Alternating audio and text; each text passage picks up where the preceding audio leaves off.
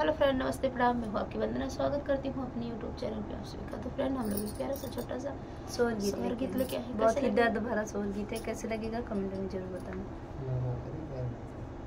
मचिया ही बैठी माया त बेटा से रज करई, बेटा से रज करई हो।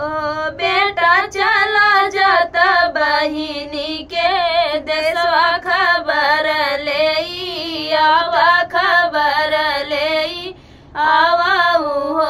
बेटा चला जाता बहिनी के देशवा, खबर ले आवा, खबर ले आवा हो। ले ली है हाथ में सारंगी काने पे झोलिया कान्हवा पे झोलिया हो।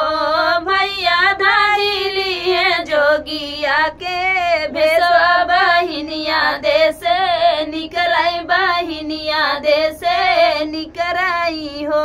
भैया धारी ली है जोगिया के भेसवा, बहिनिया देश निकलाई, बहिनिया देश निकलाई हो। घुमाई गावन गरिया बनही बना, भटकई बनही बना, भटकई हो। भैया पहुँचे बहिनिया दुअरवा, ताया लख जगावई, ताया लख जगावई हो। भैया पहुँचाई बहिनी दुअरवा, ताया लख जगावई, ताया लख जगावई हो। भिक्षा जलई के बहिनी ठाड़ाई, बाबा के बोलावई ता बाबा के बोलावई हो। बाबा ले लेता भिखिया हमारा भीतरा चली जाइत, भीतरा चली जाइती हो।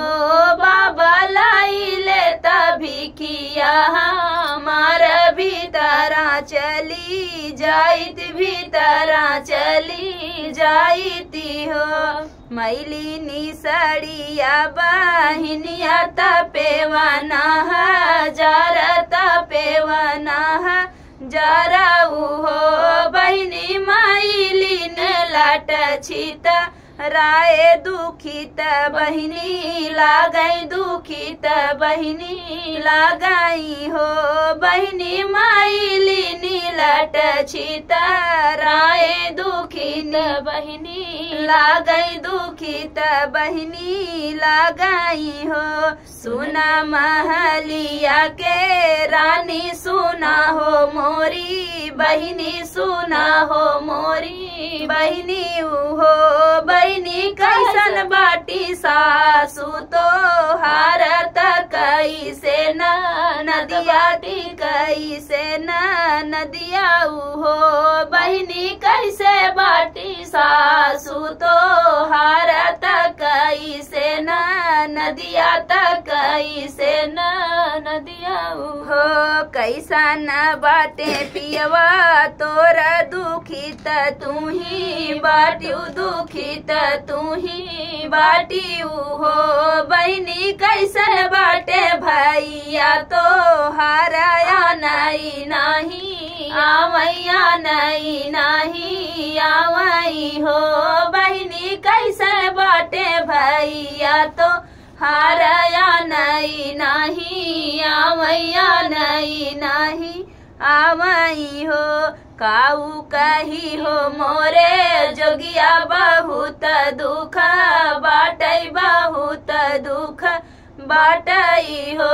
जोगिया सासू हमार गरी या वही ननद ताना मारई, ननद ताना मारई हो।